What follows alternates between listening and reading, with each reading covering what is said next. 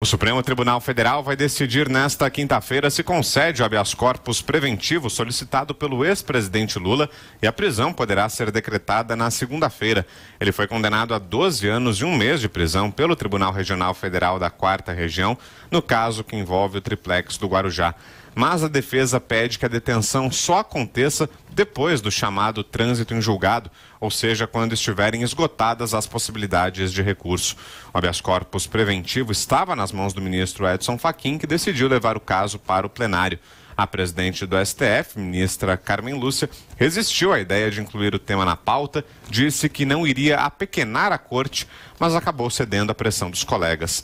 Na abertura da sessão desta quarta, ela anunciou o julgamento. Tendo sido liberada anteontem uma decisão no habeas corpus de relatoria do ministro Fachin 152.727, e pela urgência será apregoado na data de amanhã, por não haver possibilidade de pauta anterior, até porque o prazo é curto, a semana que vem teremos a Semana Santa. Após o anúncio, o ministro Marco Aurélio disse que desistiu de levar ao plenário 2 ações que envolvem a prisão de condenados em segunda instância.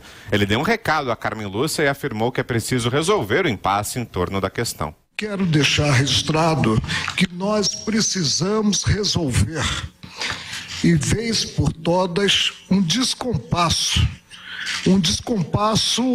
de gradação maior que está havendo no âmbito do Supremo e que o desgasta como instituição. O ministro Marco Aurélio é relator de 2 ADCs, ações declaratórias de constitucionalidade, sobre as prisões de condenados em segunda instância. Nesta quarta-feira, o TRF4 informou que o julgamento dos embargos de declaração de Lula será na próxima segunda-feira, à 1h30 da tarde. Se a decisão for unânime e mantiver o acórdão da apelação, o ex-presidente poderá ser preso. O extrato da ata do julgamento será encaminhado ao juiz Sérgio Moro e caberá a ele expedir o mandado de prisão. Enquanto isso, Lula continua a caravana pela região sul do país. Nesta quarta-feira, ele foi até São Borja, no interior gaúcho. Continua com a caravana e enfrentando protestos, Vera. Exatamente, Thiago. A ministra Carmen Lúcia, ao pautar o HC, que trata da questão do ex-presidente Lula, pretendeu encerrar essa pressão que existe sobre o Supremo para que se discuta a possibilidade de prisão ou não após condenação de réus em segunda instância. Acontece que só o julgamento do HC, a não ser que os ministros o usem para discutir o mérito, não vai encerrar essa controvérsia. Justamente porque existem 2 ações declaratórias de constitucionalidade que ela não pauta, insiste em não pautar, e elas continuarão lá. Ao abrir a sessão chamando o HC para pauta, Carmen Lúcia também quis evitar ser questionada sobre esse assunto pelos outros colegas que estavam incomodados com a postura dela. Como se viu agora, não adiantou. Mesmo assim, o ministro Marco Aurélio aventou essa dificuldade, a possibilidade de se discutir de uma maneira mais ampla a jurisprudência em torno dessa questão, que é importantíssima. Atinge não só os réus da Lava Jato, mas como qualquer condenado em segunda instância por crimes comuns em todo o país. É uma questão vital para o direito. Então, há quem acha que o HC não resolve a polêmica e só pode aumentá-la. Vamos ver como os ministros vão conduzir os seus votos nesse julgamento importantíssimo de hoje. Eu tenho falado aqui várias vezes já, Vera, que nada resolve eternamente uma questão. Até porque se for na definição da lei lá atrás, da teoria tridimensional do direito do professor Miguel Reale, o saudoso Reale, que é um gigante na construção da doutrina do direito brasileiro, a lei é composta de fato, valor e norma. O fato é o fato social, a norma é o texto escrito da própria lei, e o valor é o valor que se altera no caminho das gerações. Esses valores e geograficamente também. Num determinado país o valor é esse, em outro país o valor é exatamente o oposto daquele.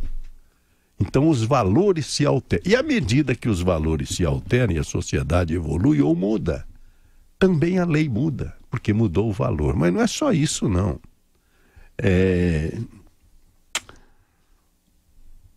Há um princípio da Constituição que diz o seguinte: nenhuma lesão a direito será suprimida à apreciação do Poder Judiciário.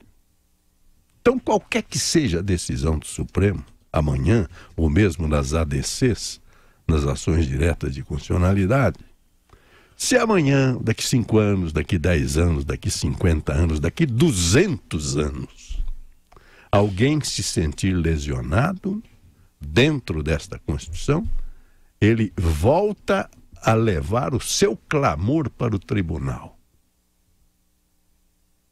E se os valores estiverem alterados, vai alterar a lei, vai alterar a decisão. É assim que a sociedade caminha. Quer dizer, o povo, a sociedade como um todo, não pode ser escravizada aos termos estritos de uma lei. Tem a vida. É a vida que conduz. O grande sociologista do direito, Deguy, francês, ele dizia o seguinte, e isso ele contestava um normativista, que era o Hans Kelsen, que dizia que o homem tem que seguir a lei, o império, a lei é a norma, de cima para baixo. Falava, não, a lei nasce antes no contato social. Portanto, é o sociologismo que vale. O homem primeiro acerta, vamos fazer uma sociedade, nós dois, vamos vender paçoquinha? Vamos. Depois que eles decidem, eles vão fazer o contrato. Então, o que gera o contrato é o acordo das partes, é o social, que se antepõe aos termos estritos da lei. É assim que caminha ao lado da sociedade e da humanidade esta ciência que já tem 2000 anos ou mais.